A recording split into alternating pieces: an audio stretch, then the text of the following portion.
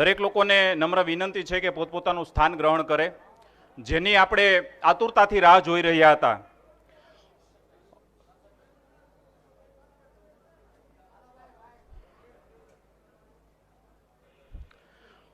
દરેક લોકો પોતપોતાનું સ્થાન ગ્રहण કરે, कार्यकर्ता भाइयों છે व्यवस्था में मदद करे.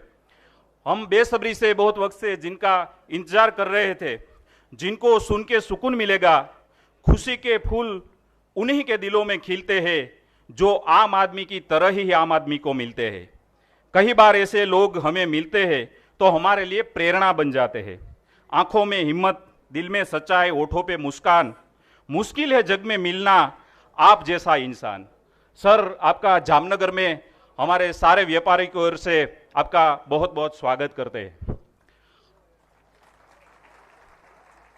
દિલ્હીના અને આમ આદમી પાર્ટીના રાષ્ટ્રીય સંયોજક અરવિંદ કેજરીવાલ સાહેબ અત્રે આપની વચ્ચે ઉપસ્થિત છે. એમની સાથે ઇન્દ્રનીલભાઈ રાજ્યગુરુ કે જેને રાજકારણને બહુ નજીકથી જોયું છે અને લગભગ ઇન્દ્રનીલભાઈની મને વાત યાદ છે કે જેમણે કહ્યું હતું કે દેશ જે દુર્દશા બાજુ જઈ રહ્યો છે ત્યારે નિરાશ જ્યારે હું થયો હતો અને અરવિંદ કેજરીવાલ સાહેબને જોઈને મને ફરીથી એક વખત આશા જાગી અને આમ આદમી પાર્ટી જોઈન કરી છે. એવા ઇન્દ્રનીલભાઈનું સ્વાગત કરું છું.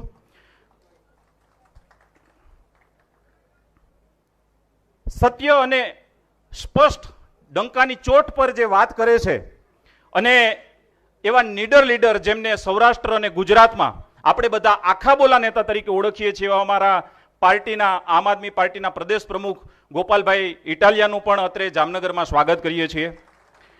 દેશનું મીડિયા જગત જ્યારે પોતાનો ધર્મ ચૂકી અને સત્તાની ચાપલૂસી કરવા લાગ્યું હતું, જ્યારે નોટબંધીના ફાયદા આપણને એવી રીતે સમજાવવામાં આવતા હતા કે 2000ની નોટમાં ચિપ્સ લાગેલી છે, ત્યારે સત્યને પકડી અને જેને રાજનીતિમાં પ્રવેશ એ કોઈ સત્તાનો મોહ કે સત્તાનો સ્વાદ ચાખવાનો જેમનો હેતુ નહોતો, પરંતુ શાસક પક્ષનો સુવાળો હાથ પકડવાને બદલે પ્રજાના પ્રાણ પ્રશ્નોને પીડાને વાચા આપવા માટે સંઘર્ષનો રસ્તો જેમને પસંદ કર્યો છે, એવા ઈશુદાનભાઈ ગઢવીનું પણ અત્રે હાર્દિક સ્વાગત કરું છું. અમારા પ્રભારી શ્રી જે છે ગુલાબભાઈ યાદવ, એમનું સ્વાગત કરું છું. અને યુવા નેતા જે યુવરાજસિંહને આપ સૌ છેલ્લા 6-8 મહિનાથી ઓળખીએ છીએ, એમનો પરિચય, એમનું નામ એ જ એમનો પરિચય છે. જે પેપર ફોડવાનું જે આપણને બતાવ્યું છે ને કે ભાઈ દરેકે દરેક પેપર છે કઈ રીતે ફૂટે છે, એમનું બધાનું સ્વાગત કરું છું. હવે હું માન્ય ઈશુદાનભાઈ ગઢવીને વિનંતી કરીશ કે અત્રે આવી અને આપને સંબોધન કરશે. ઈશુદાનભાઈ ગઢવી.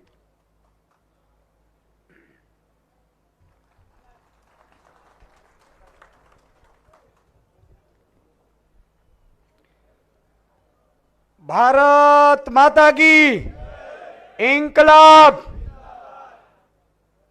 આજે જામનગરની ધરતી ઉપર મૂળ મારા વતનમાં આજે દિલ્હીના મુખ્યમંત્રી અને આમ આદમી પાર્ટીના રાષ્ટ્રીય કન્વીનર માનનીય અરવિંદ કેજરીવાલજી ઉપસ્થિત છે. એમના માટે એકવાર તાળીઓનો ગડગડાટ થઈ જાય. ભાઈ શ્રી ગોપાલભાઈ, ઇન્દ્રનીલભાઈ, ગુલાબભાઈ, સંદીપભાઈ, યુવરાજસિંહ અને બધાએ મંચસ્થન સામે બેઠેલા ભાઈઓ અને બહેનો, મિત્રો, આજે રાજ્યમાં સત્તા કેવી હોવી જોઈએ, શાસન કેવું હોવું જોઈએ, સત્તાની જવાબદારી શું છે. સત્તા એક વ્યવસ્થા છે, મેનેજરશીપ છે. સત્તા ક્યારેય માલિક નથી બનતી. અને જ્યારે સત્તા માલિક બને છે સાહેબ, ત્યારે પ્રજા હેરાન થાય છે, પ્રજા દુઃખી થાય છે. આજે હું એમ કહું છું, લોકશાહીનું સાચું મહત્વ શું છે. એક સિસ્ટમ એવી બનાવવામાં આવી છે બંધારણમાં કે એક મંત્રીમંડળ હોય, એમાં પછી કેબિનેટ ને રાજ્ય કક્ષાનું હોય, બ્યુરોક્રેસી આવે, બ્યુરોક્રેસી એના ધર્મ નિભાવવાના હોય. આખું વ્યવસ્થા તંત્ર એવું બનાવવામાં આવ્યું છે લોકશાહીની. આપણી લોકશાહીની મજા શું છે? દેશ વિદેશના કાયદાઓનો અભ્યાસ કરવામાં આવ્યો છે. ડોક્ટર બાબા સાહેબ આંબેડકર અને તમામ જે એ વખતે અભ્યાસુગણ હતા, આખી સમિતિ, એમણે બધાના બંધારણમાંથી એક નિચોડ કાઢી અને ભારતનું સર્વશ્રેષ્ઠ બંધારણ બનાવ્યું છે. અને બંધારણનો ઉદ્દેશ્ય શું હતું કે જે પણ નાગરિક ભારતનો હિન્દુસ્તાનનો છે એ માલિક છે, વેપારી છે, એ પોતાની રીતે વેપાર છૂટથી કરી શકે, એને તમામ અધિકારીઓ ગણ વેપારીની ઈચ્છા પ્રમાણે વર્તે, વેપારીને મદદ કરે, જ્યાં પણ તકલીફ પડે ત્યાં વેપારીને માર્ગદર્શન કરે. એટલે અધિકારીઓ નિયુક્તિ કરીને એને આપણા ટેક્સને પૈસા ચૂકવીએ છીએ. બીજું કે તમે જુઓ, ખેડૂતો છે તો એમના માટે એક આખી સિસ્ટમ બનાવવામાં આવી, અધિકારીઓની નિયુક્તિ કરવામાં આવી. ખેતી અને સહકાર વિભાગમાં તમને આશ્ચર્ય થશે, સારી રીતે ખેતી થઈ શકે, ખેતીમાં નવી ઉપજ થઈ શકે, સારી રીતે એમાં સોઇલ હેલ્થ કાર્ડ કાઢીને કઈ રીતે આપણે એને સમૃદ્ધ ખેતી બનાવી શકીએ માટે અધિકારીઓ રાખ્યા છે. એનો વર્ષનો પગાર થાય છે 1200 કરોડ રૂપિયા ખાલી ગુજરાતનો. સમજો તમે, કોઈ અધિકારી ખેડૂતના ખેતરમાં જતો નથી. સિસ્ટમ આખી કરપ્ટ થઈ ગઈ, સિસ્ટમ આખી બની ગઈ. માત્ર મંત્રીઓ ઈચ્છે અને અધિકારીઓને સૂચના આપે કે આ વેપારીને પાડી દેવાનો છે, આ વેપારીને બનાવી દેવાનો છે, આ વેપારીને કોન્ટ્રાક્ટ આપી દેવાનો છે. તમારા બાપની જાગીર છે ગુજરાત? એક પણ વેપારીને હું કહું છું, ગુજરાતના વેપારીઓને કોઈએ ડરવાની જરૂર નથી. એક એકનું લિસ્ટ બનાવી રાખશું. મારી પાસે આવ્યું છે ગત રાત્રે, મને મોકલ્યું હતું એક ટીમે. મને કે કેટલાક અધિકારીઓએ વેપારીઓને ધમકીઓ આપી છે કે જતા નહીં. તમે ધમકીઓ આપીને વેપારીઓને ડરાવી શકશો? મતદાન તો અમારે કરવા જવાનું છે અને અમારે ક્યાં કરવું છે અમને ખબર છે. તમે મને કહો કે પાકિસ્તાનના ગુંડા અહીંયા આવીને આપણે ધમકાવે તો આપણે ચૂપ રહી શકીએ ખરા? તો હું એમ કહું છું, ભારતના ગુજરાતના વેપારીઓ ને જે ધમકાવે છે એ ગુજરાતી હોઈ શકે ખરો? હું પૂછવા માંગુ છું, ગુજરાતી હોઈ શકે ખરો?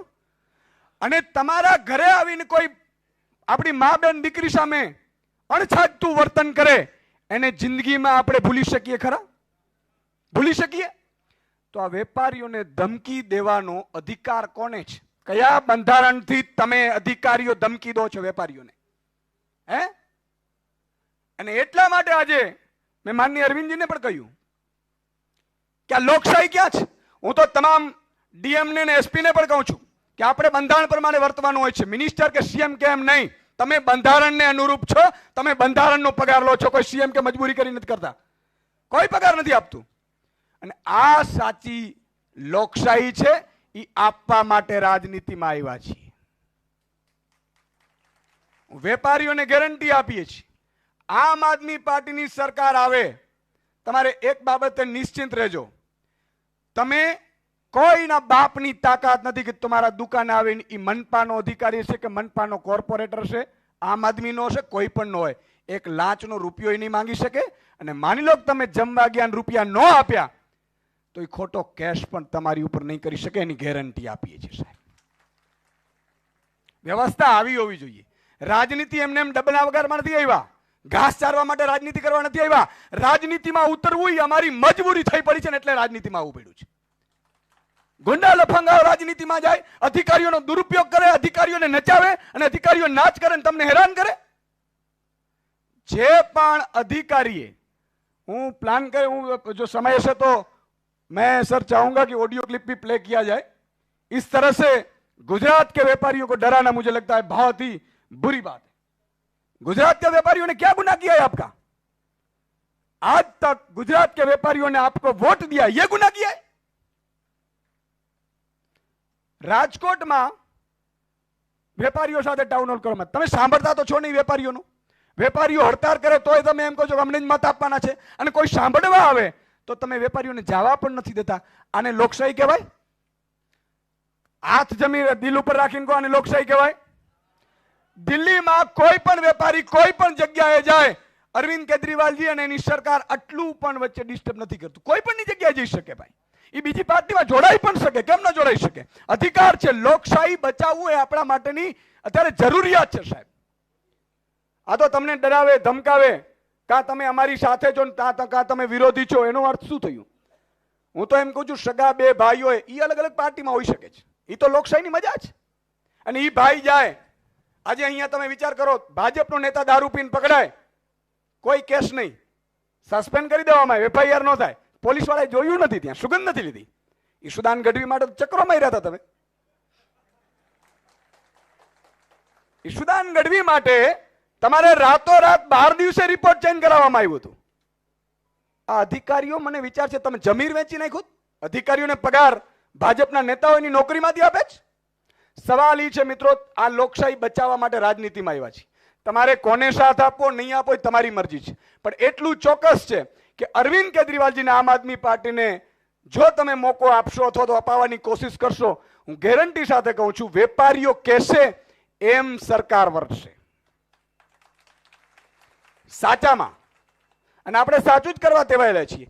કોઈ રેંકડી વાળાને સાહેબ પોલીસ કે મનપા વાળો જઈ અને રેંકડી ઉલટાવી નાખે કે ભાઈ તમે હપ્તો આપો ને, આ શું થયું સાહેબ? ગરીબોનું ખાઈએ આપણે, ગરીબોનું ખાઈએ. 300 यूनिट बिजली में सर यहाँ फ्री फ्री की बातें कर रहे हैं कि हमें 300 यूनिट नहीं चाहिए. हमने तफसीस की कि है कौन, उसका बाप तो खुद बिजली चोरी करता था. क्या गजब है साहब, શું નશો પહેરાયો છે? કહેવાનો ભાવાર્થ એ છે, કોઈ હવે તમારી 3 મહિના તમને તકલીફ છે સાહેબ. ગુજરાતમાં જો આમ આદમી પાર્ટીને તમે લાવ્યા, હું તમને ગેરંટી આપું છું, અરવિંદજી આપે છે, આમ આદમી પાર્ટીના સૈનિક તરીકે આપીએ છીએ. એક વખત તમે સાચા હશો, એક વેપારીને, મને ખબર છે ઇનપુટ ક્રેડિટની વાત હોય, જીએસટીના, સ્ટેટના કર્મચારીઓને, મામલતદારને, આ બધા जो अधिकारियों कई रीते काम करे. मैं सर एक बता दूं, आपने अच्छा सा ट्वीट किया था, अब ये लोग पूछ रहे हैं पैसे कहां से आएंगे. मैं आपको सैल्यूट करता हूं, भगवत मान जी को यहां जामनगर की धरती से सैल्यूट करता हूं कि 3 महीने के पहले, सरकार से पहले 3 महीने पहले की आय पंजाब में 15,000 करोड़ थी. आम आदमी की सरकार बनने के बाद वो इनकम रेवेन्यू 21,000 करोड़ रुपये हो गई. लीकेज बंद हुआ, पैसा यहां से आता है. पूरी बिजली 5 साल तक फ्री दे सके उतने 3 महीने में इनकम हो गई पंजाब की ज्यादा. सरकार इसको कहते हैं. सरकार एना माटे छे મિત્રો, વ્યવસ્થા માટે. કોઈ હેલિકોપ્ટરમાં ફરવા માટે, કલેક્ટર માટે સેલ્યુટ મરાવવા માટે. ઘણા લોકો એમ કે મને કે મંત્રી એક મારા ઓળખીતા છે, મને કહું કલેક્ટરને 2 કલાક બહાર બેસાડી રાખું. એના માટે તમે નોકરી કરો છો? એના માટે નોકરી કરો છો? એને કામ કરવા દો. કૃષિ અધિકારી ખેતીવાડીમાં હોય, ઓફિસમાં ન હોવો જોઈએ. આ પીડા હોવી જોઈએ. વેપારીઓ માટે આખા અધિકારીઓ એના વેપારીઓની ચેમ્બરમાં આવવા જોઈએ. તમને શું ઘટે છે? તમને ધક્કા ખવડાવે છે કે નથી ખવડાવતા? ખવડાવે છે. આજે અહીંયા ધમકીઓ ઘણાને આવી હશે. ધમકીઓ આવે તોય ડરો. જો જમીર વેચીને કરીશું ને તો આવી રીતે ગુલામી કરો, મજા કરો. અને જો તમે ખુલ્લા દિલે આવી શકશો તો હિન્દુસ્તાનમાં તમે પરિવર્તનના સાક્ષી બનશો. અને આપણી ભાવિ પેઢી પણ એમ કહેશે કે જ્યારે ભારતની લોકશાહી ડૂબી રહી હતી ને ત્યારે મારો બાપ સામે પડી અને એને બચાવ્યું હતું. વધારે સમય નથી, બસ મારે એટલું જ કહેવું છે કે વિશ્વાસ રાખજો. તમને ભ્રમિત કરશે, ખોટા વાયદા કરશે. કોઈને પણ ડાઉટ થાય, દિલ્હીના વેપારીને ફોન કરીને પૂછી લેવાની છૂટ છે કે તમને વેપારીમાં દિલ્હીમાં શાંતિ મળી છે કે નહીં. જો હોય તો જ તમારે મત આપવાનો છે. જય હિન્દ.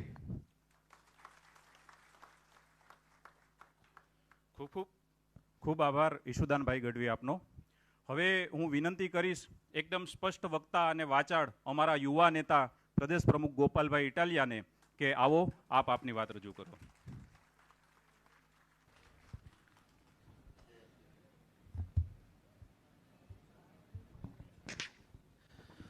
આજના આ વેપારીઓ સાથેના સંવાદ કાર્યક્રમમાં ઉપસ્થિત માનનીય દિલ્હી સરકારના મુખ્યમંત્રી અને આમ આદમી પાર્ટીના રાષ્ટ્રીય કન્વીનર શ્રી અરવિંદ કેજરીવાલજીનું હું ગુજરાતની પવિત્ર ભૂમિ ઉપર સ્વાગત કરું છું. સાથે મંચ ઉપર ઉપસ્થિત અમારા માનનીય નેતા શ્રી ઈશુદાનભાઈ ગઢવી તેમજ અમારા માનનીય નેતા શ્રી ઇન્દ્રનીલભાઈ રાજગુરુ, માનનીય શ્રી ગુલાબસિંહજી યાદવ, માનનીય યુવરાજસિંહ જાડેજા સહિત તમામ અહીંયા ઉપસ્થિત વેપારી સાથી મિત્રોને હું આભાર વ્યક્ત કરું છું, સ્વાગત કરું છું. સાથીઓ, આ વેપારી સંવાદ બીજી વખત થઈ રહ્યો છે. આના પહેલાં હમણાં જ રાજકોટની અંદર વેપારીઓ સાથે સંવાદનો કાર્યક્રમ આમ આદમી પાર્ટીના માધ્યમથી કરવામાં આવેલો. પહેલા કાર્યક્રમમાં રાજકોટમાં જે વેપારી સાથીઓ ઉપસ્થિત રહ્યા હતા, ચેમ્બર ઓફ કોમર્સના વેપારીઓ, પદાધિકારીઓ, ભૂતપૂર્વ ચેમ્બર ઓફ કોમર્સના પદાધિકારીઓ, અરવિંદજીને મળ્યા પછી અરવિંદજી દિલ્હી ગયા અને ભાજપના નેતાઓ અને જીએસટીના અધિકારીઓએ બધા વેપારીઓને ખખડાવવાનું, ધાકધમકી મારવાનું, કેમ ત્યાં ગયા હતા, શું કામ ગયા હતા, કોને પૂછીને ગયા હતા વગેરે દાદાગીરી કરવાનું ચાલુ કર્યું. અહીંયા જામનગરની અંદર આ કાર્યક્રમ રખાય એના પહેલા જીએસટીના કેટલાય અધિકારીઓએ અહીંના વેપારીઓને ફોન કર્યા અને 11 વાગ્યે જીએસટી ઓફિસે હાજર રહેવા માટેની નોટિસો આપી. આજની બધાને ખબર જ હશે. મારે એમ કહેવું છે કે એક તો ગુજરાતના મુખ્યમંત્રી પાસે કે ગુજરાતના કોઈ પણ મંત્રી પાસે કે ગુજરાતના પ્રદેશ પ્રમુખ પાસે ગુજરાતના વેપારીઓની પીડા સાંભળવાનો સમય નથી, તો દિલ્હીથી સમય કાઢીને જે ગુજરાતની પીડા સાંભળવા આવે છે કમસે કમ એની પીડા સાંભળવા માટેનો તો અધિકાર આપો. વેપારીઓને ધાકધમકી મારીને રોકો શું કામ? તમારી પાસે સમય નથી ભાજપવાળા પાસે.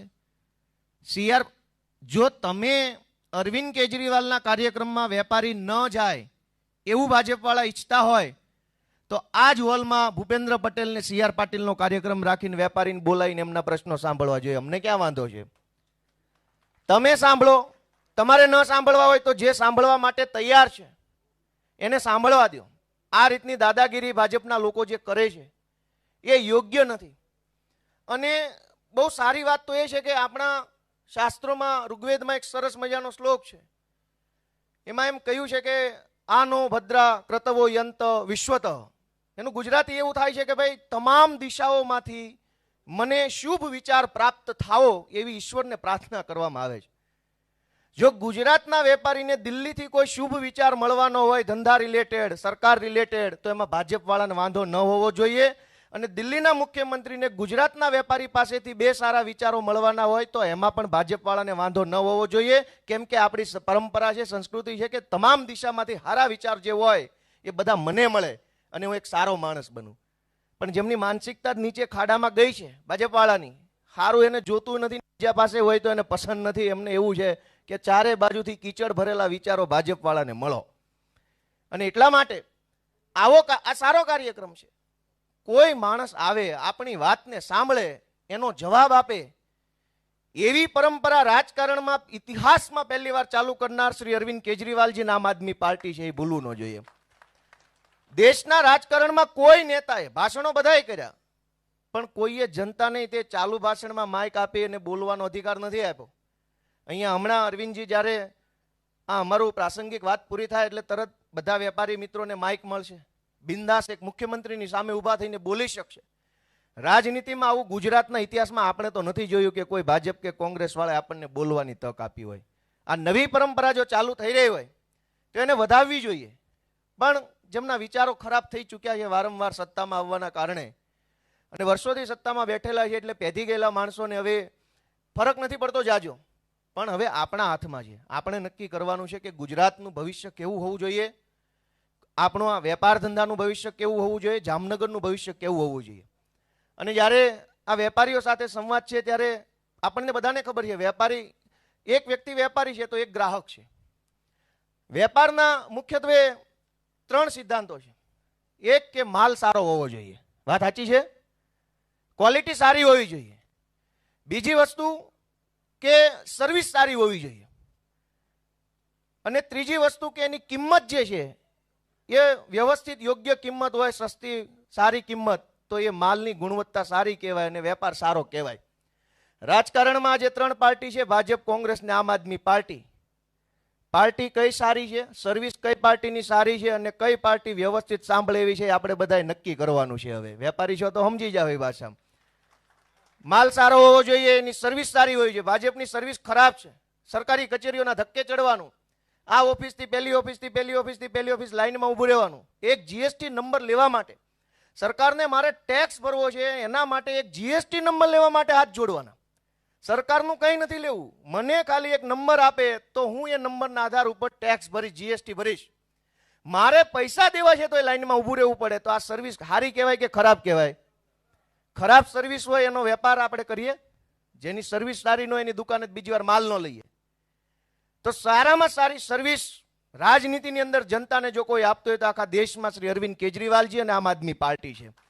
કે કોઈએ ધક્કા ન ખાવા પડે, સરકારને હાથ ન જોડવા પડે, ભાઈ સાહેબ બાપા ન કરવું પડે, પૈસા ટેબલ હેઠેથી હવે હેઠેનો તો જમાનો વયો ગયો છે, હવે તો ઉપરથી માગે છે ને ઉઘરાણી કરે, જાણે લેવાના નીકળતા હોય એમ કે છે કેટલે પહોંચ્યા. તો આ બધી જ વસ્તુઓની સાથે આપણે એટલું સમજવું પડશે કે ગુજરાતમાં એક સારામાં સારો વિકલ્પ આવી ચૂક્યો છે, ઈમાનદાર વિકલ્પ છે. અરવિંદ કેજરીવાલજી ખૂબ મહેનત કરી રહ્યા છે ગુજરાતની અંદર વિકલ્પ આવે એના માટે. ગુજરાતના નેતાઓ પાસે આપણી વાત સાંભળવાનો, આપણને મળવાનો કે બે વાત રજૂ કરવાનો સમય નથી, પણ આપણા સૌભાગ્ય એ કહેવાય કે અરવિંદ કેજરીવાલજી આખા દેશમાં જઈને દેશની જનતાની પીડા જાણે છે અને આપણને ભરોસો છે કે એક વખત આ દેશની જનતા એમને એક મોકો આપશે ને એક સારું કામ કરવાની તક આપશે. હું આપ બધાનો ખૂબ ખૂબ આભાર માનું છું. એ વેપારીને જે ધમકાવવામાં આવ્યા કે ભાઈ તમે અરવિંદ કેજરીવાલની સભામાં જાશો તો જીએસટીની રેડો પડશે, એ ઓડિયો હું તમને બધાને સંભળાવવા માગું છું અને ત્યાર પછી મીડિયાના માધ્યમથી અમે બધાને આપીશું.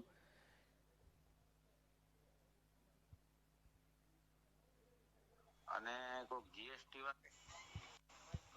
ભત્રીયામાં જમા મંડિયા ફોન આવ્યો તો કોઈ દિલ્હી ટીમમાંથી? હા, એ આવી ગયો. હા. અને કોઈ જીએસટી વાળા અમારે ચેકિંગમાં આવી ગયા. આ શું છે બધું? અમારે કેમ ધંધો કરવો અને કેમ તમારે ભેગું કરવું એ સમજાતું નથી. એમાં કઈ ને આ પ્રશ્ન જે આ પ્રશ્ન બધા માં આવીને કરે છે. પણ અત્યારે સ્પેશિયલ હે ને 2 જણા હમણાં થોડીક વાર પહેલા મારા કારખાને પહોંચ્યા જીએસટી વાળા. એ શું છે એમ? કોક પરમાર સાહેબ કરીને છે લાલ બંગલામાં. હા. હવે અમારે કેમ ભરવું કે હાલ? પરમાર સાહેબ છે ને? હા, હું વાત કરું પાર્ટી કાર્યાલયમાં. એને મને પાછું શું કીધું ખબર? હું આજ બારે હતો ને, મારી પાર્ટીમાં બારે હતો, મને કસ્ટમર આવ્યા હતા ને બારગામથી, તો હું બારે હતો. માન્ય આવીને બધું ચેકિંગ ને જીએસટી નું બધું વોરંટ બજાવવા માંગતા હતા. મેં કીધું હું બારે છું, એક કામ કરો એ કહેતો હતો કાલ સવારે કે તમે 11 વાગે અમારી ઓફિસે આવી જાઓ એમ. વાત તો લાંબી છે, પણ આ જીએસટી વાળાને ભાજપ વાળાને વિનંતી કરવી છે કે નાનો મોટો વેપાર ધંધો કરીને ગુજરાતની અને દેશની અર્થવ્યવસ્થાને આગળ વધારતા નાના વેપારીઓને હેરાન કરવાના બદલે તમારે જીએસટી જ લેવો હોય તો ધારાસભ્યના ખરીદ વેચાણ ઉપર 28% જીએસટી નાખો અને લઈ લો જેટલા મળે એટલા. કોઈ માણસ બચારો ભૂંગળા વેચે, બટાકા વેચે, ટમેટા વેચે, પેકિંગની અંદર લોટ વેચે, કોઈ અજમા વેચે, એની ઉપર જીએસટી કરો છો. કરોડો રૂપિયાના ધારાસભ્યો રીંગણા બટેકા જેમ વેચાય છે, નાખો જીએસટી, ઉઘરાવો, મજા આવે એટલા પૈસા. એને એટલા માટે અમે એમ કહેવા આવ્યા છીએ કે લોકશાહીની અંદર સરકાર છે એ જનતાની માય બાપ છે, જનતાનું રક્ષણ કરવા માટે છે. અહીંયા આપણને સરકાર ઓછી અને લોકશાહી ન હોય એવું લાગે, ડાકુ ગબ્બરશાહી આવ્યો એવું લાગે છે કે વેપારીઓને સરકારે એમ કહેવું જોઈએ કે ધંધો કરો, બધી પાર્ટીની સભા રેલીઓમાં જાઓ, જ્યાંથી જે સારું મળે એ લઈને આવો અને અમારું સારું હોય તો અમને મત આપજો, એમ કહેવું જોઈએ. એના બદલે કોઈની સભામાં જાતા નહીં, ધંધો હાલે કે ન હાલે મત અમને દેજો, રોકડા અધિકારીઓને દેજો અને બાકી મજા કરજો. આવો માહોલ એમણે બનાવ્યો છે. ત્યારે માનનીય અરવિંદ કેજરીવાલજી આપણી પીડા સાંભળવા આવ્યા છે. હું આશા રાખું છું કે ગુજરાતના તમામ વેપારીઓ, તમામ સાથી મિત્રો માનનીય અરવિંદ કેજરીવાલજીના નેતૃત્વમાં આમ આદમી પાર્ટી સાથે જોડાઈને ગુજરાતની અંદર એક બદલાવ લાવવા માટે પોતાનું યોગદાન આપશે એવી આશા સાથે જય ભારત, જય જય ગરવી ગુજરાત.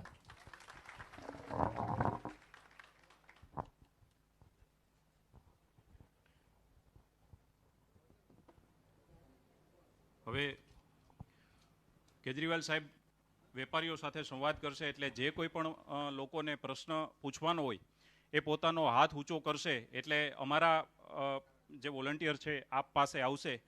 पर सर सबसे पहला क्वेश्चन मैं ही कर लेता हूँ. मैं प्रोफेशनल एडवोकेट हूँ, जीएसटी में काम करता हूँ. हमारे गुजरात में 5 साल से जो जीएसटी जब से इम्प्लीमेंट हुआ है तब से गुजरात में ट्रिब्यूनल की जो बॉडी है वो उसको इंटेंसली नहीं बनाया गया है. तो दिक्कत ये होती है कि इन लोगों का माल कहीं पे भी मूवमेंट होता है तो जीएसटी का जो अफसर होता है टारगेट बेस, वो वहाँ पे खड़ा होता है और बोलता है कि 100 रुपये का माल है तुझे तो तेरे को 150 रुपया भरना पड़ेगा. इस व्यापारी को उसको 150 रुपया भरे बिना वहाँ से माल या वाहन जाता नहीं है. व्यापारी जब ये पेमेंट करता है उसको जब वापस लेना होता है तो अपील या ट्रिब्यूनल में जाना होता है. तो अपील ट्रिब्यूनल की बॉडी बनी नहीं है, इसलिए अपील में कोई भी केस है वो उसका निकाल नहीं हो पा रहा है.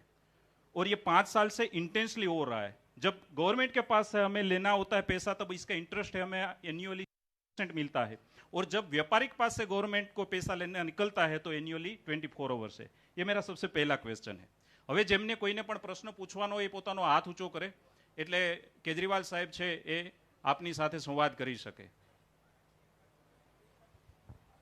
હા, મુનાભાઈ મારું નામ છે। હું જામનગરમાં લઘુ ઉદ્યોગ નાની ઇન્ડસ્ટ્રી ચલાવું છું। मुन्नाभाई हिंदी में बात करेंगे तो अच्छा रहेगा सर। हाँ तो हिंदी में करता हूँ, चलो हरिहर।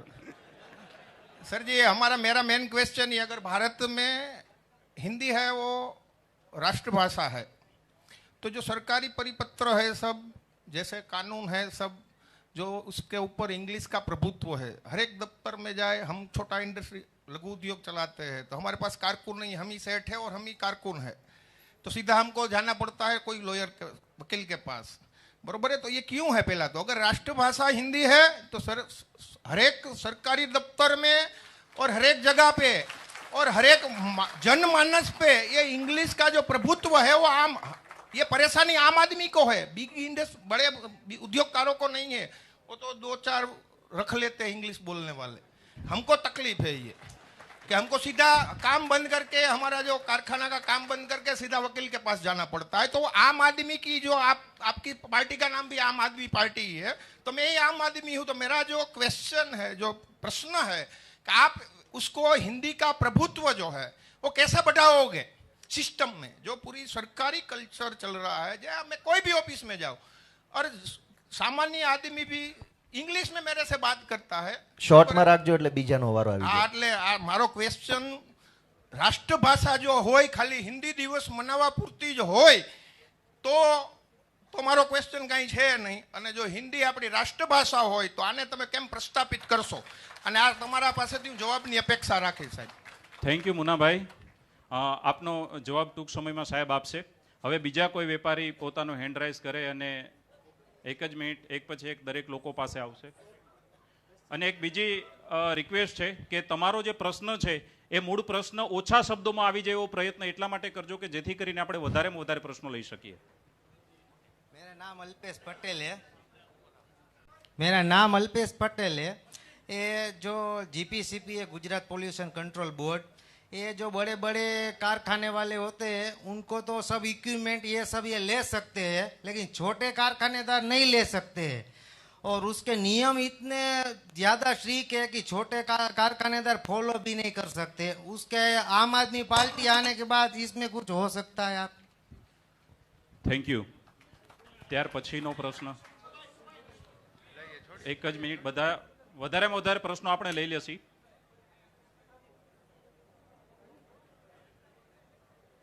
આ સિવાય બીજી એક વ્યવસ્થા એવી પણ કરવામાં આવી છે।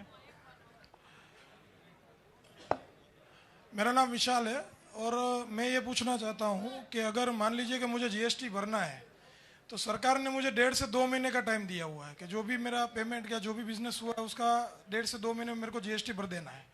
लेकिन जब मान लीजिए कि मेरा कोई पेमेंट कहीं पे रुक जाता है, किसी व्यापारी के पास लेना होता है, तो वो पेमेंट आने की कोई टाइम सीमा या कोई भी गारंटी नहीं है।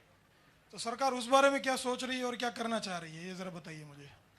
Thank you. कि अगर मैं 1.5 महीने से, आपका फिक्स है कि भाई आप 1.5 महीने 2 महीने के बाद पेनल्टी लगा दोगे, अगर मेरा पैसा 2 महीने या 1.5 महीने नहीं, चलो 6 महीने दे दिया कि 6 महीने बाद भी अगर मेरा पैसा नहीं आ रहा है और जो भी सरकार है वो उसमें कुछ हेल्प नहीं कर रही है, तो उसका क्या मतलब, वो मुझे कुछ, मैं उसके ऊपर कोई पेनल्टी लगा सकता हूँ या नहीं लगा सकता?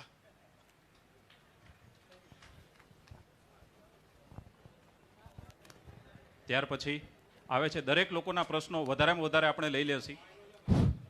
એ સિવાય आपका स्वागत है अरविंद केजरीवाल जी, जामनगर में। मेरा नाम जुवान सिंह जाडेजा है। मैं छोटा मोटा कॉन्ट्रैक्टर का काम करता हूँ। मैं जामनगर के पास के गांव जाखरम का रहवासी हूँ और मैं 20 साल से ये कंस्ट्रक्शन का काम करता हूँ। 20 साल से कंस्ट्रक्शन के काम में मेरा एक ही एक्सपीरियंस हुआ है, जो यहाँ पर आए हुए सारे व्यापारी भाइयों को हुआ होगा। सबको एक ही चिंता है, जब से हम सुबह उठते हैं पैसा, शाम को सोते वक्त पैसा। हम जो भी काम करते हैं, चाहे व्यापार करे, चाहे कंस्ट्रक्शन का काम करे, चाहे लेबर की मजदूरी करे, उसका पैसा हमारा सेफ नहीं है। आप ऐसा कोई कानून में प्रावधान लाइए जहाँ पर आपकी सरकार है, और इन फ्यूचर गुजरात में भी आपकी सरकार आए, ऐसी मैं शुभेच्छा आपको देता हूँ। और गुजरात में भी अगर आपकी सरकार आती है तो आप ऐसा कानून लाइए कि जहां पर लोगों का पैसा सेफ रहे। आज व्यापारी काम करने से, व्यापार करने से डरता है, इंटर स्टेट में काम करने से डरता है, क्योंकि उसका पैसा सेफ नहीं है। आप कानून में ऐसी कोई व्यवस्था लाए, ऐसी सिस्टम बनाए, जैसे बैंक से लोन लेने के बाद बैंक का पैसा नहीं भरने से दूसरी लोन नहीं मिलती है, वैसे व्यापारी ने क्रेडिट पे जो सामान बेचा है, उस सामान का जब तक पैसा उसे न मिले, उसी कस्टमर को दूसरा व्यापारी क्रेडिट पे कोई सामान न दे और सरकार की कोई सुविधा उसको नहीं मिले, जिसके कारण देश में से पूरा भ्रष्टाचार खत्म हो जाएगा। पूरे कोर्ट, पुलिस स्टेशन के सारे केस निपटारे हो जाएंगे। सारी सिस्टम का जड़ ही पैसा है। जब तक जड़ में दवाई नहीं डाली जाएंगी, डालियों को साफ करने से देश आगे नहीं बढ़ेगा। आपको जड़ को साफ करना पड़ेगा, और जड़ है पैसा, और पैसा जो है वही सारी जड़ों का जड़ है। तो मेरी आपसे ये रिक्वेस्ट है कि आप उस पैसे को पकड़िए जिसकी वजह से हम लोग यहाँ पर आए हैं। Thank you. પ્રશ્ન પેપર જે છે એ દરેક લોકો પાસે છે, દરેક લોકો એમાં પ્રશ્ન લખીને પણ આપી શકે છે। સાહેબ છે એ કદાચ કોઈના પ્રશ્નો છૂટી જશે તો એ દરેક પેપર છે એ દિલ્હી જશે અને સાહેબની પોતાની નજર હેઠળ એ તમામ પ્રશ્નોનું એક વખત વાતચીત થશે। ત્યાર પછી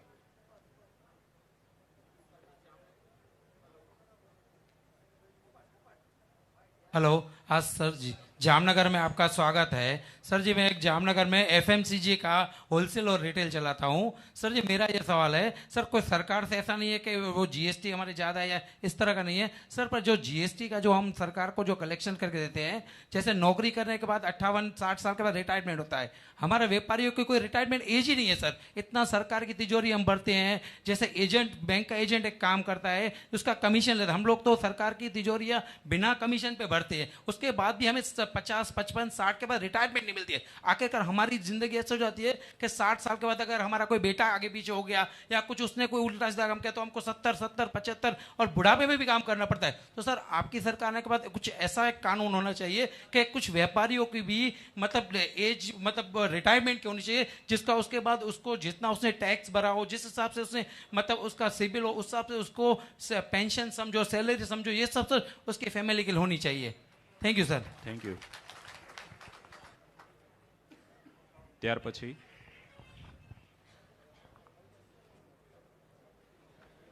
नमस्ते सर।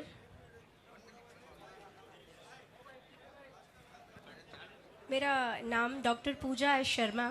सर, आपका जामनगर की पावन धरती पर खूब खूब स्वागत करती हूँ।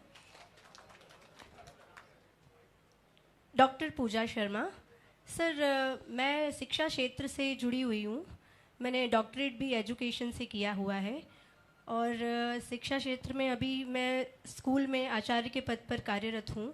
सर, हमने दिल्ली में जो आपने एजुकेशन मॉडल जो सिस्टम डाला है, 3 टायर एजुकेशन मॉडल सिस्टम, तो सर मैं उससे बहुत ही प्रभावित हूँ और सर मैं आपसे गाइडेंस चाहती हूँ कि अगर वो जिस तरह से आपने पूरा मॉडल टाइप किया है, अगर हमें जामनगर वालों को भी अगर ये चीज़ें अगर एजुकेशन में मिले तो हम भी उस लेवल पे बच्चों को और स्टूडेंट्स के लिए सर वो बहुत ही बेनिफिट रहेगा और उस क्षेत्र में सर मैं उन्नति कर सकती हूँ और बच्चों के लिए बहुत ज़्यादा हम बेनिफिट कुछ कर सकते हैं। Thank you sir. Thank you madam. ત્યાર પછી हेलो जी चेतन भाई। हेलो। हाँ चेतन भाई। मेरा नाम चेतन कोडिनारिया है। हम 4 साल पहले मार लेते हैं और नोटिस आता है, तो सिस्टम में इसके लिए जो भी अधिकारी जवाबदारी है उसकी क्या भूमिका है, और उसको कोई दंड नहीं, सिर्फ व्यापारी को ही दंडा जाता है। हेलो, मेरा नाम चेतन कोडिनारिया है। 4 साल पहले हम माल लेते हैं, नोटिस मिलता है आज, उसके लिए जो भी अधिकारी जिम्मेदार है उसकी भूमिका है, उसको उसका क्या दंड, हम सिर्फ व्यापारी को ही दंड भुगतना है। सर, ये ऐसा बोलना चाहते हैं कि तो वो अफसर क्या कर रहा था 4 साल के बाद यदि इनको दंडा जाता है तो अफसर की रिस्पॉन्सिबिलिटी क्या रहेगी। थैंक यू चेतन भाई। ત્યાર પછી પાછળથી લ્યો, પાછળથી। हाँ हेलो हेलो। हाँ सर, अरविंद साहब आप सुन रहे हैं? हाँ हाँ आवे छे। આવે છે અવાજ? आ तो सबने पता है, सबको जीएसटी है, सबको पता है, पर एमसीएक्स किसी को भी पता नहीं है। एमसीएक्स गवर्नमेंट में आई, कांग्रेस में आई, भाजपा में आई, आप में है, किसी ने नहीं बदलाव किया है। एमसीएक्स का विरोध किसी ने नहीं किया है, कोई गवर्नमेंट ने नहीं किया है। ऐसा क्यों है? पहले था 250 रुपये पीतल का भाव, अभी 500 रुपये हो गया है कम्युनिटी में डालने में। तो और क्या होगा? अभी पानी का भी हो रहा है। एमसीएफ શું છે? Community exchange. एमसीएक्स जब से आई है महंगाई बढ़ती जा रही है। જી થેન્ક યુ. હજુ છેલ્લો એક પ્રશ્ન પાછળથી લઈ લ્યો. છેલ્લો પ્રશ્ન છે, ત્યાર પછી જે કોઈ પણ લોકોના પ્રશ્નો હોય એ પ્રશ્નોત્તરીમાં લખીને આપે. જી હાલો, મારું નામ નાનજીભાઈ તાળા છે. નાની એવી ઇન્ડસ્ટ્રીઝ ચલાવું છું અને છેલ્લા 20 વર્ષથી આ જામનગરની અંદર જીઆઈડીસીનું એસ્ટાબ્લિશમેન્ટ થયું નથી, નવી જીઆઈડીસી. અને એટલા બધા જીઆઈડીસીના ટેક્સ આ લોકો નાખે છે કે તમે જીઆઈડીસીમાં પ્લોટ લઈ ના શકો. અને પ્રાઇવેટ જીઆઈડીસીને એટલું પ્રોત્સાહન આપે છે રાજકીય નેતાઓ કે પ્રાઇવેટ જીઆઈડીસી જ બને અને એમાં જ બધા ઉદ્યોગકારો જગ્યાઓ લે એટલે એ લોકોની વેપાર ધંધા ચાલે. એવું આ લોકોએ માનસિકતા બેસાડી દીધી છે. તો આપણી સરકાર આવશે તો નવા નવા જીઆઈડીસી બનશે કે નહીં? Thank you Nanjibhai. અને હવે આ જેટલા પણ પ્રશ્નો, જી સાહેબ છેલ્લો એક લઈ લઈએ, લાસ્ટ. હા, છેલ્લો પ્રશ્ન પૂછી લ્યો. અને ત્યાં એક જ મિનિટ, ત્યાર પછી જે કોઈ પણ બાકી રહી જાય છે એ પ્રશ્ન પેપરની અંદર લખી અને આપી દઈએ કે સાહેબ પોતે એ જેટલા પણ પ્રશ્નો આવશે એ લઈ અને જશે ને એનાલિસિસ એમના પર ચોક્કસ કરશે. જી આપ પૂછો. हेलो, मेरा नाम है राजदीप सिंह जडेजा. मैं एक बिजनेसमैन हूँ. मैं ये एक पूछना चाहता हूँ कि जैसे जीएसटी में अभी 3 स्लैब है, तो हमें पता नहीं चलता है कि मैं कौन सा चीज़ का व्यापार कर रहा हूँ, मुझे कौन से स्लैब में जाना है. उसके लिए मुझे एडवोकेट रखने पड़ते हैं, उसमें मेरा पैसा उसमें जाता है. तो एक सिंपल फार्मूला है, अगर वो फार्मूला दिख जाए हमें तो हम अपने आप भी टैक्स पे करना चाहते हैं. हम टैक्स चोरी करना नहीं चाहते. तो हमें अगर स्लैब का पता चल जाए कि कौन सी चीज़ें कौन से स्लैब में आती है तो हम वो कर सकते हैं. और वो स्लैब को मिनिमम करना चाहिए. 1 या 2 स्लैब में अगर पूरा रखे तो ठीक रहेगा. ये 3-3 स्लैब है तो हमें थोड़ी मुश्किल आती है. Thank you. અને હવે જેટલા પણ પ્રશ્નો પૂછાયેલા છે આપની વચ્ચે આપણે જેની આતુરતાથી રાહ જોઈ રહ્યા છીએ એવા માન્ય કેજરીવાલ સાહેબને હું કહું છું કે આવી અને પોતાની વાત રજૂ કરશે. એકવાર જોરદાર તાળીઓ સાથે કેજરીવાલ સાહેબ.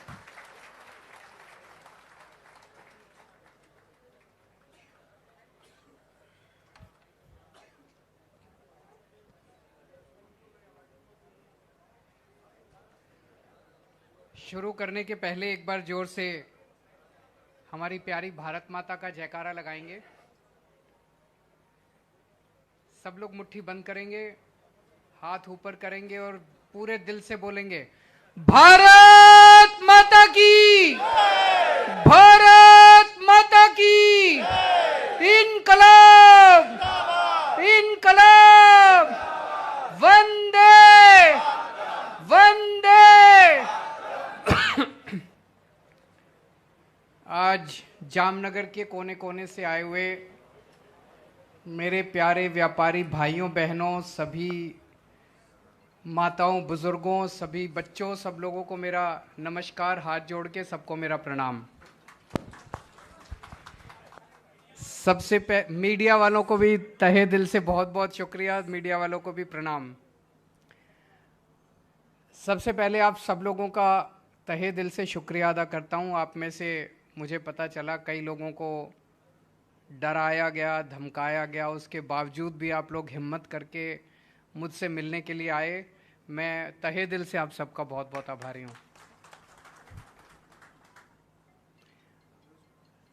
दोस्तों, देश को आज़ाद हुए 75 साल हो गए.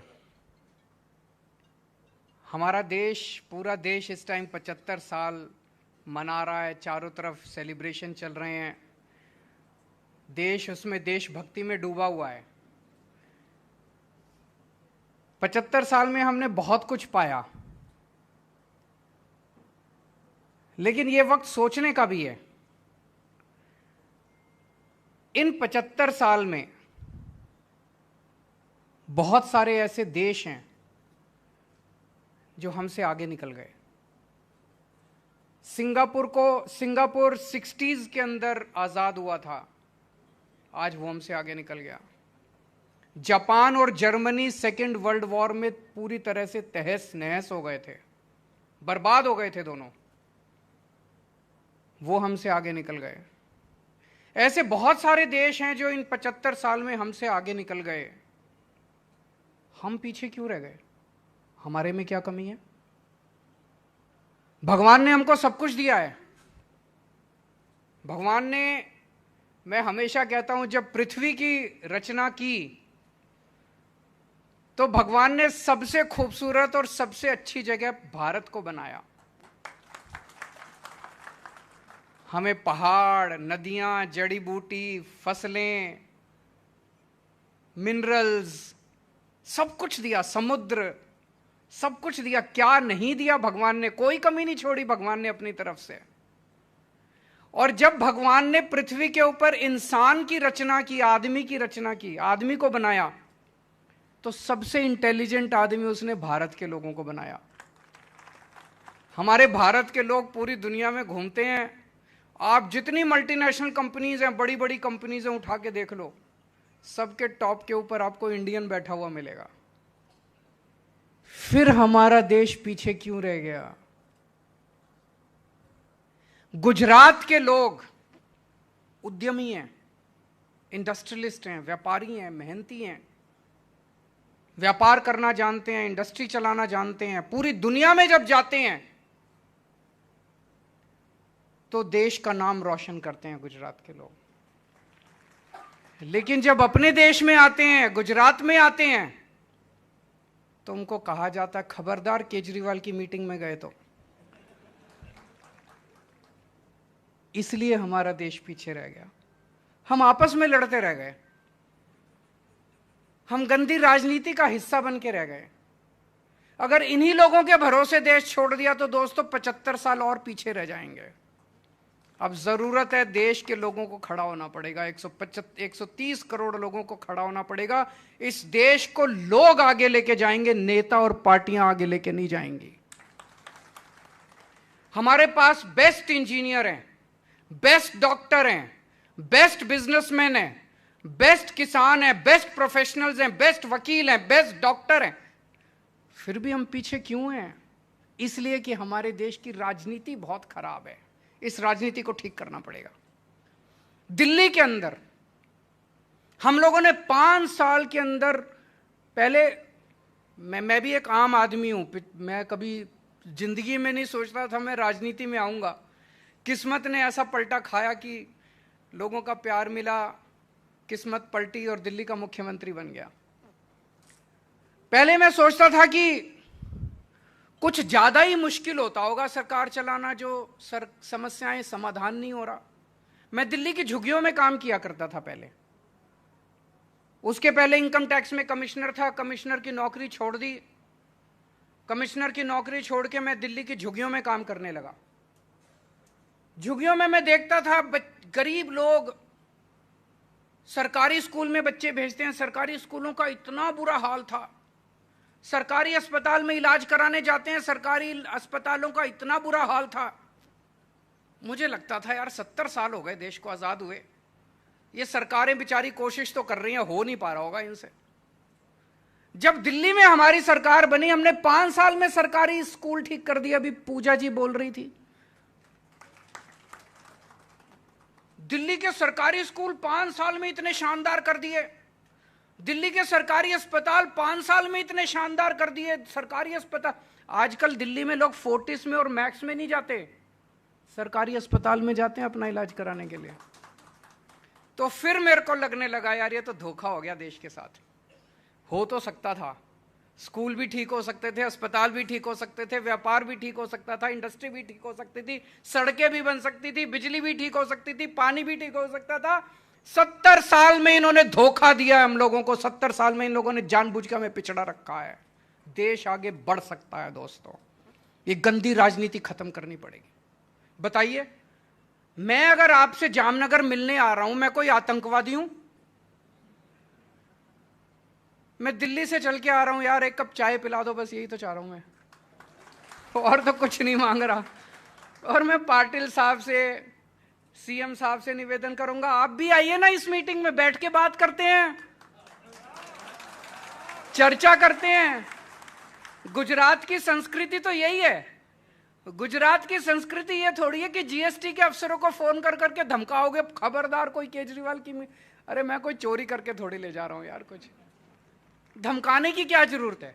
और मैं गुजरात के सीएम साहब को आज आमंत्रित करता हूं, आप आइए दिल्ली में मीटिंग कीजिए, मैं आप किसी को नहीं धमकाऊंगा, सबको भेजूंगा आपकी मीटिंग में कि सुन के तो आओ। हो सकता है सीएम साहब गुजरात से जाके दिल्ली में कोई अच्छी बात कहें। अच्छी बातों के आदान प्रदान में क्यों रोक लगाई जाती है? इस देश के अंदर अगर कोई आ रहे हैं जा रहे हैं, क्यों? मेरे को 1 साल पहले सूरत के कुछ व्यापारियों ने बुलाया, सूरत की एक एसोसिएशन ने बुलाया, मैंने कहा हाँ मैं आऊंगा।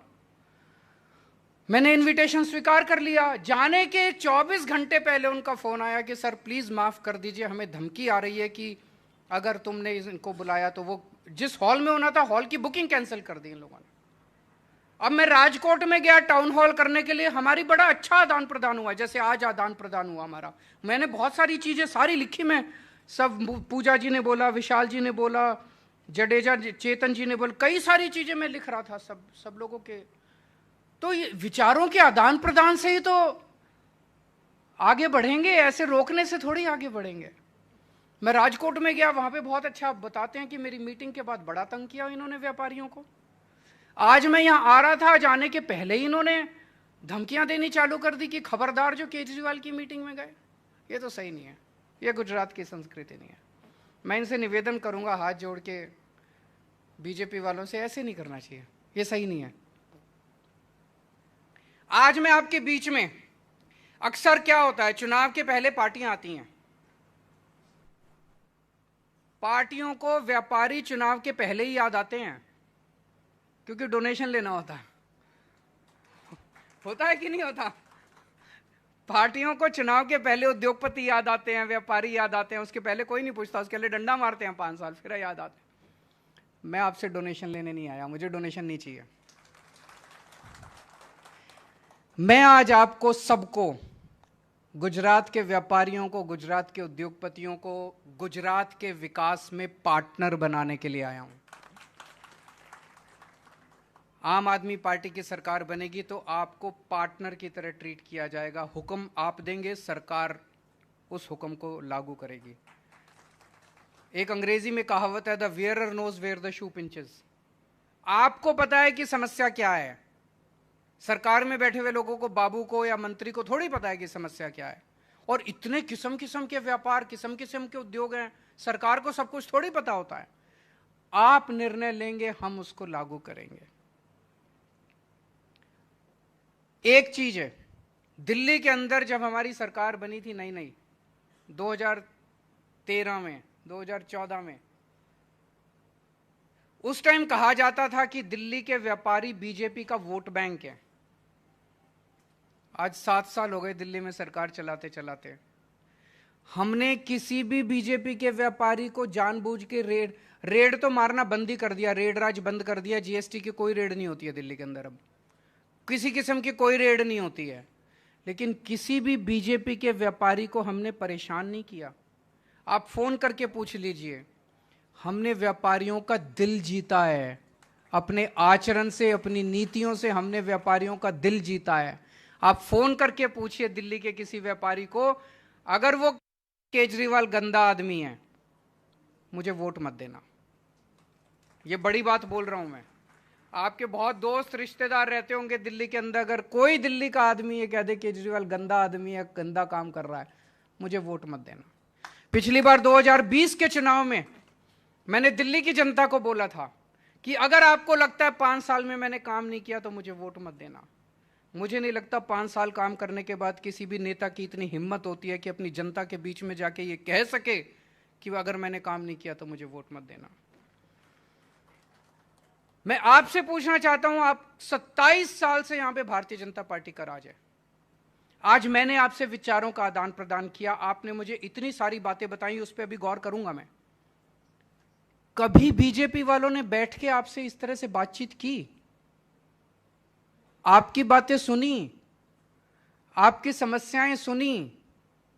मुझे लगता है भाषण ही देके चले गए होंगे। जब भी आपको बुलाया होगा वो भाषण देते हैं, आप सुनते हैं और आप निकल जाते हैं। ये सुनना बहुत जरूरी है। जनतंत्र है, जनता का शासन है, जनता की समस्याएं सुनेंगे नहीं तो पता कैसे चलेगा। अभी लट्ठा कांड हुआ, कई लोगों की मौत हुई। कहते हैं कि गुजरात में नशाबंदी है, शराब बंदी है। खुलेआम शराब मिल रही है कि नहीं मिल रही है? बताते हैं, फोन पे फोन करो, घर पे डिलीवर होती है। कोई दारू बता दो, कोई दारू का ब्रांड बता दो। फॉरेन लिकर चाहिए, देसी दारू चाहिए, जो चाहिए वो कहते हैं कि बड़े आराम से मिलती है। हजारों हजारों करोड़ का धंधा है। किसका है ये? कौन चला रहा है? कौन मास्टरमाइंड है इसका?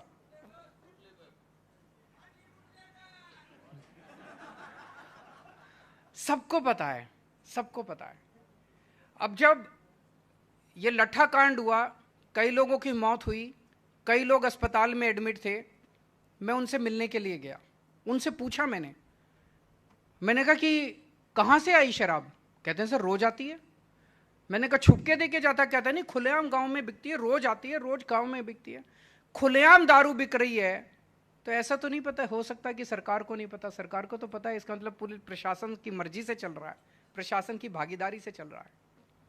मैं उनसे मिलने के लिए गया अस्पताल में, दिल्ली का मुख्यमंत्री, गुजरात के मुख्यमंत्री उनसे मिलने के लिए नहीं गए, पाटिल साहब उनसे मिलने के लिए नहीं गए। हर चीज तो वोट के तराजू में नहीं तोलनी चाहिए ना, इंसानियत भी तो कुछ होती है। अपने ही तो राज्य के लोग हैं, अपने ही तो देश के लोग हैं, जाने में क्या हर्ज है? ये थोड़ी देखना चाहिए कि वोट मिलेगा कि नहीं मिलेगा, कितने वोट जाएंगे, कितने वोट आए। हर चीज वोट से नहीं होती, इंसान है, इंसानियत है। आजकल रेवड़ी की खूब चर्चा हो रही है पूरे देश के अंदर। फ्री की रेवड़ी, फ्री की रेवड़ी, फ्री की रेवड़ी। हमने दिल्ली में सरकारी स्कूल बहुत शानदार कर दिए। सरकारी स्कूलों में इस साल 400 से ज्यादा बच्चों ने आईआईटी के पेपर पास किए हैं, इंजीनियरिंग के पेपर पास किए हैं। मैं भी आईआईटी से हूं। 400 से ज्यादा बच्चों ने नीट के पेपर पास किए, मेडिकल के, सरकारी स्कूलों के। इतने बच्चे अब मेडिकल में इसमें जा रहे हैं। इतने बच्चे शानदार अंग्रेजी बोलने लगे हैं। 99% से ज्यादा नतीजा आया है सरकारी स्कूलों का इस बार, दिल्ली सरकार का, दिल्ली के सरकारी स्कूलों का। शानदार सरकारी स्कूल कर दिए। अगर सरकारी स्कूलों के अंदर मैं फ्री में शिक्षा दे रहा हूं तो आपसे पूछना चाहता हूं, गलत कर रहा हूं क्या मैं? बच्चों को अच्छी शिक्षा फ्री में मिलनी चाहिए कि नहीं मिलनी चाहिए? यह तो राष्ट्र निर्माण का काम है, यह तो अच्छा काम है। अगर हम अपने बच्चों को अच्छी शिक्षा दे रहा हूं, मैंने अच्छी शिक्षा कर दी और फ्री में दे रहा हूं, बताओ क्या गलत काम कर रहा हूं? पहले दिल्ली के सरकारी अस्पतालों का बहुत बुरा हाल था, टूटे फूटे थे, दवाइयां नहीं मिलती थी, मशीनें खराब थी, एक्सरे की, एमआरआई की मशीनें खराब पड़ी। मैंने सब ठीक कर दिया। सेंट्रली एयर कंडीशन बना दिए सारे सरकारी अस्पताल, मोहल्ला क्लिनिक खोल दिए, सारी दवाइयां फ्री मिलती हैं। दिल्ली में 2 करोड़ लोग रहते हैं। हमने पॉलिसी बना दी कि हर आदमी और हर औरत और हर बच्चे का इलाज मुफ्त होगा। चाहे 10 लाख रुपए का खर्चा है, चाहे 40 लाख रुपए का खर्चा है, चाहे 10 रुपए का खर्चा है। एक क्रॉसिंग से लेके और ट्रांसप्लांट तक सब कुछ मुफ्त है। चाहे अमीर हो चाहे गरीब हो, हम ये नहीं पूछते कि तुम अमीर हो, बीपीएल का कार्ड लाओ, हम ये नहीं पूछते। 2 करोड़ लोगों का इलाज अगर हमने मुफ्त कर दिया, बताइए मैंने क्या गलत किया? कहते हैं फ्री की रेवड़ी बांट रहा है केजरीवाल। होना चाहिए कि नहीं होना चाहिए? नहीं तो टैक्स किस चीज का देते हैं? अभी एक व्यापारी भाई ने बड़ा सही बोला कि व्यापारियों को क्या मिलता है, इतना टैक्स देते हैं, रिटायरमेंट होनी चाहिए। पर रिटायरमेंट तो छोड़ो, जब आप रिटायरमेंट नहीं होते तब आपको क्या मिलता है? हर साल टैक्स ही तो देते हो, टैक्स के बदले में मिलता क्या? गालियां मिलती हैं। कहते हैं चोर है व्यापारी, यही तो कहते हैं। अगर मैंने सबका इलाज मुफ्त कर दिया, सबकी शिक्षा मुफ्त कर दी, बताइए मैंने क्या गलत किया? कहते हैं केजरीवाल फ्री की रेवड़ी बांट रहा है। 300 यूनिट बिजली मुफ्त कर दी। पंजाब में 300 यूनिट, दिल्ली में 200 यूनिट। 200 यूनिट हर परिवार को मुफ्त बिजली मिलती है। 200 यूनिट हर परिवार को मुफ्त। लेकिन ऐसा नहीं है कि बिजली आती नहीं है, 24 घंटे बिजली आती है। पहले नहीं आती थी, अब 24 घंटे बिजली आती है, मुफ्त बिजली आती है। कहते हैं घाटे में चले जाएगा बजट। पंजाब में अभी नई नई सरकार बनी है, फर्स्ट क्वार्टर 1 अप्रैल मई जून, 1 अप्रैल से 30 जून तक का जो बजट है पंजाब सरकार का, पिछले साल 15,000 करोड़ का रेवेन्यू आया था, हमारी सरकार बनते ही 21,000 करोड़ का रेवेन्यू आ गया। फ्री बिजली देने का खर्चा निकल गया हमारा। ईमानदार लोग हैं, ईमानदारी से सरकार चलाते हैं। जब ईमानदारी से सरकार चलाते हैं तो जनता भी टैक्स देती है, खर्चा निकल गया। दिल्ली का बजट, सीएजी की रिपोर्ट में लिखा है, दिल्ली का बजट अकेला पूरे देश में दिल्ली का बजट है जो कि नफे में चल रहा है, घाटे में नहीं चल रहा।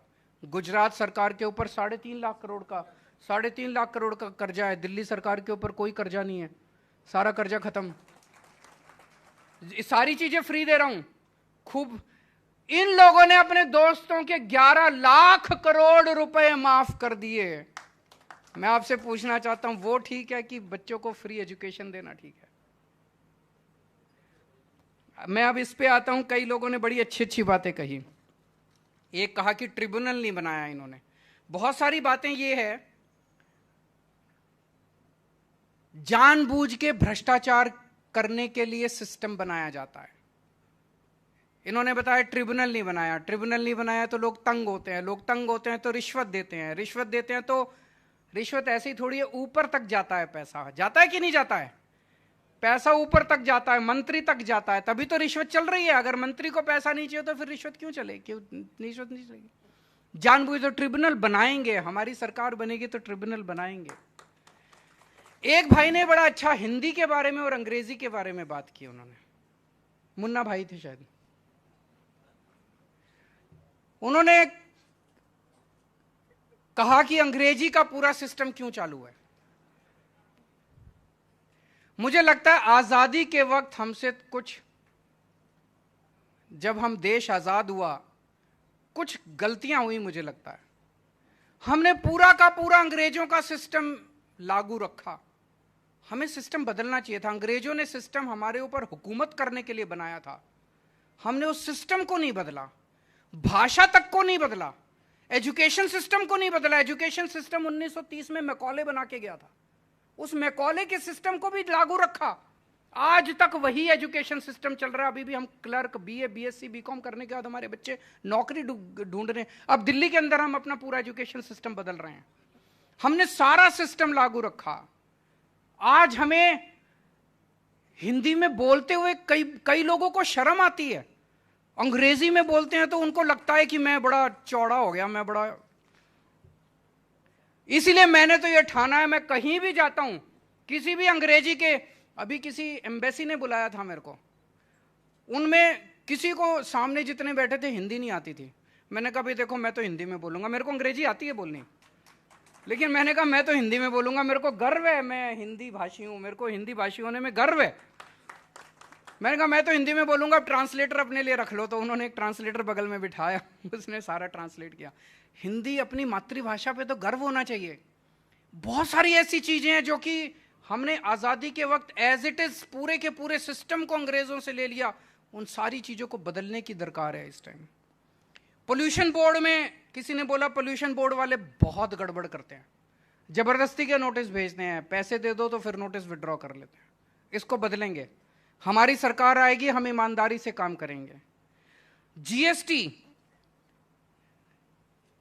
उन्होंने कहा कि पेमेंट लेने तो आ जाते हैं, लेकिन हमारी पेमेंट फंस जाए तो कोई उसकी चर्चा नहीं करता। एक और भाई ने कहा, वो बड़ा अच्छा उन्होंने बोला, मेरे पिताजी तो नौकरी करते थे, लेकिन मेरे दादा, नाना, चाचा पूरे सब व्यापारी जगत से आते हैं। मैं जानता हूं कि पेमेंट फंस जाए तो कितनी मुश्किल होती है। इसके ऊपर कुछ ना कुछ तो होना चाहिए, कुछ ना कुछ कानून तो होना चाहिए। उन्होंने बड़ा अच्छा सुझाव दिया, लेकिन सभी आप व्यापारियों के साथ बैठ के, हमारी सरकार बनेगी तो सभी व्यापारियों के साथ बैठ के इसका समाधान निकलना चाहिए कि अगर किसी व्यापारी की पेमेंट फंस जाए और वो पेमेंट ना दे तो इसका क्या समाधान है। आप लोगों से अगर अच्छे विचार मिलेंगे तो इस पे कानून बनाने में हमें कोई गरेज नहीं है। मुझे लगता है गुजरात में कानून बनेगा तो पूरे देश को उससे दिशा मिलेगी, पूरे देश के अंदर उस किस्म के कानून बनने चालू होंगे। पूजा जी ने एजुकेशन के बारे में बात की, हमारी सरकार बनेगी तो गुजरात के भी एजुकेशन को बदलेंगे। चेतन जी ने कहा कि 4 साल के बाद नोटिस देते हैं। उस अफसर के ऊपर तो एक्शन होना चाहिए। 4 साल सो रहे थे क्या तुम? 4 साल कर क्या रहे थे तुम? कमोडिटी एक्सचेंज, ये बहुत बड़ा मुद्दा है। इसमें मतलब ना आदमी के पास कुछ नहीं है, बैठ जाते हैं कंप्यूटर पे सवेरे सवेरे और शाम तक लिया बेची करते रहते हैं, और ना माल है, ना इधर माल है, ना उधर माल है, बस केवल इसके ऊपर तो एक्शन होना चाहिए। इसकी वजह से बिल्कुल सही कहा, महंगाई का एक बहुत बड़ा कारण ये कमोडिटी एक्सचेंज है। हैं जी? हाँ जी,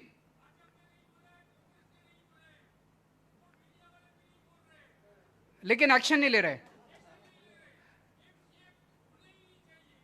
बिल्कुल बिल्कुल, मैं सहमत हूं आपसे। जीआईडीसी एक्टिव नहीं है, जीआईडीसी को एक्टिव किया जाएगा। एक जीएसटी के ऊपर आया था कि हमें पता ही नहीं कि कौन सी स्लैब में हमारा सामान आता है। जब हमने राजकोट में अभी वो व्यापारियों की एक बड़ा अच्छा सुझाव आया, उन्होंने कहा कि अगर हम अपने जीएसटी के डिपार्टमेंट में कुछ लोगों को बिठा दें और जो जो लोगों की समस्याएं हों अगर वो वहां पे आके और उनसे पूछें तो उनसे काफी समाधान मिल जाएगा। ये मैं दिल्ली में भी लागू करने की कोशिश करूंगा और गुजरात में सरकार बनेगी तो गुजरात, फिर आप आइए वहां पे, उनसे पूछिए, वो जो आपको कहते हैं वो आप उसी के हिसाब से आप अपना कर सकते हैं काम। आज मैं व्यापारियों के बीच में 5 किस्म की गारंटी देके जा रहा हूं व्यापारियों को। मैंने एक ये नया शब्द दे भारत की राजनीति में शुरू किया, गारंटी, क्योंकि ये कभी कोई कहता है घोषणा पत्र, कोई कहता है मैनिफेस्टो, और फिर चुनाव के बाद कहते हैं कौन सा घोषणा पत्र कौन सा मैनिफेस्टो, हमने तो जुमला किया था। तो हमने कहा गारंटी, केजरीवाल की गारंटी, जैसे होता था ना फेविकोल का जोड़ है ये टूटेगा नहीं, तो केजरीवाल की गारंटी है ये कभी टूटेगी नहीं।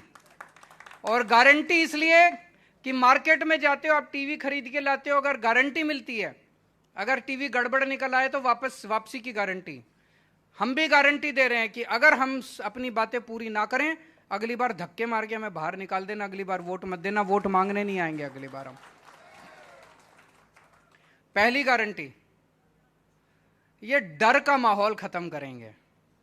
आप जिस मर्जी पार्टी से हो, जिस पार्टी से हो, जहां जाना चाहो, कल केजरीवाल की मीटिंग में जाना चाहो, पाटिल साहब की मीटिंग में जाना चाहो, किसी की मीटिंग में जाना चाहो, आप फ्री हो जाने के लिए। यार ये डर का माहौल खत्म करेंगे, निडरता के साथ आप अपना काम कीजिए। दूसरी गारंटी, व्यापारियों को इज्जत देंगे। व्यापारी पैसा कमा लेता है, इज्जत का भूखा होता है, उसको कोई सरकार इज्जत नहीं देती। मैं इनकम टैक्स में होता था, पहले इनकम टैक्स में कमिश्नर की नौकरी करता था। एक माहौल पूरे देश में ऐसे बना दिया गया है कि व्यापारी तो चोरी करता है, व्यापारी सबसे ज्यादा मेहनत करता है, 24 घंटे मेहनत करता है, खून पसीना बहाता है, उसके बाद टैक्स देता है, उसके बाद दान पुण्य करता है, उसके बाद व्यापारी सबसे ज्यादा मेहनत करता है। व्यापारी को इज्जत देंगे, उद्योगपतियों को इज्जत देंगे। तीसरी बात, रेड राज बंद करेंगे, कोई रेड नहीं होगी इसके बाद। ये मैं दिल्ली के अपने एक्सपीरियंस से बता रहा हूं। जब हमने दिल्ली में नई नई सरकार बनाई,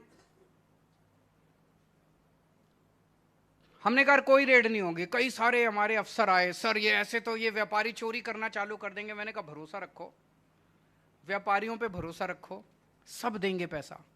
आप यकीन नहीं करोगे, जब हमारी सरकार बनी थी 30,000 करोड़ का दिल्ली का टोटल रेवेन्यू था।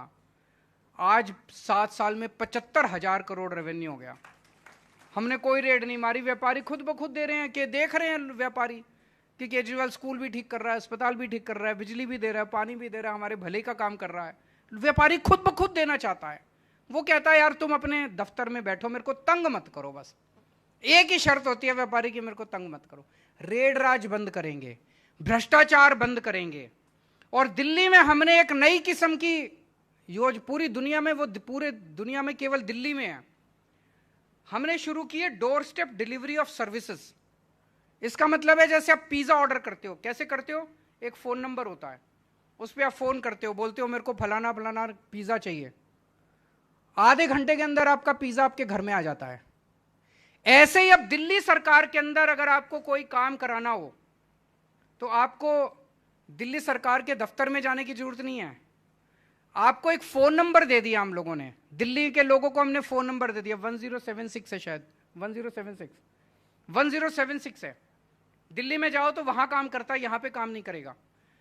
उस नंबर पे आप फोन करो, आप बोलो मुझे बिजली का नया कनेक्शन चाहिए, मुझे पानी का नया कनेक्शन चाहिए, मुझे लाइसेंस बनवाना है, मुझे राशन कार्ड बनवाना है, मुझे फलाना फलाना जीएसटी नंबर, आपको जो भी काम है आप उस नंबर पे बताइए। उधर से आवाज आएगी कि आपके घर हम कितने बजे आए आपका काम करने के लिए। दिल्ली सरकार से एक ऑफिसर उतने ही बजे आपके घर आता है, एक छोटी सी फोटोकॉपिंग मशीन लेके आता है, आपसे जो डॉक्यूमेंट्स है उसकी फोटोकॉपी करा के और ले जाता है। आपका काम 1 हफ्ते या 10 दिन के अंदर आपका कागज बाई पोस्ट आपके घर आ जाता है।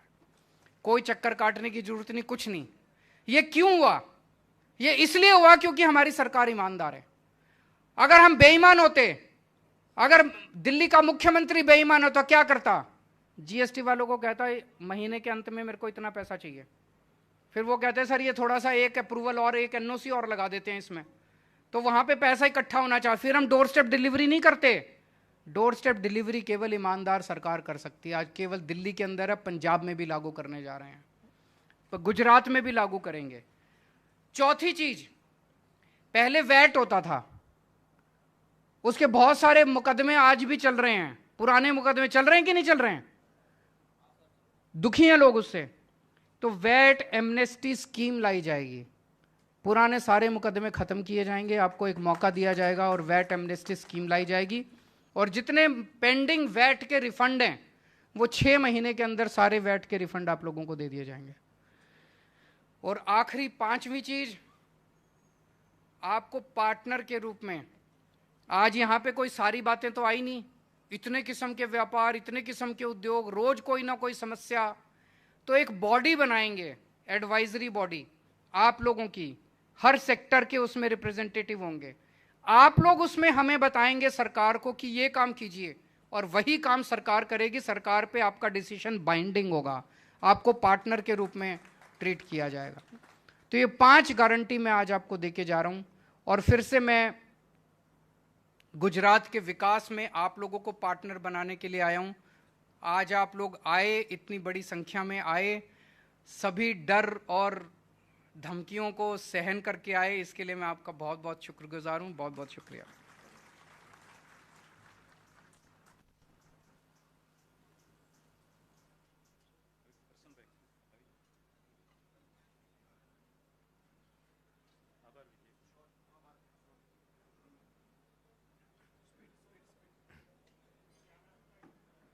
આજના વેપારીઓ સાથેના સીધા સંવાદની અંદર સમગ્ર દેશના લોકપ્રિય મુખ્યમંત્રી, યશસ્વી મુખ્યમંત્રી એવા માનનીય અરવિંદજી કેજરીવાલ સાહેબ, એવા જ આપણા પ્રદેશના અધ્યક્ષ ગોપાલભાઈ ઇટાલિયા, આપણા એવા જ નેતા ઈસુદાનભાઈ ગઢવી, અનિલ રાજ્યગુરુ સાહેબ, તેમજ યુવરાજસિંહ, અને અહીંયા ઉપસ્થિત તમામ મીડિયા અને જામનગરના તમામ પ્રતિષ્ઠિત આગેવાનો, વેપારીઓ, તેમજ ઉપસ્થિત તમામ અમારા પાર્ટીના જે વ્યવસ્થાના ભાગરૂપે જે કાર્યકર્તાઓ ઉપસ્થિત રહ્યા છે એવા તમામ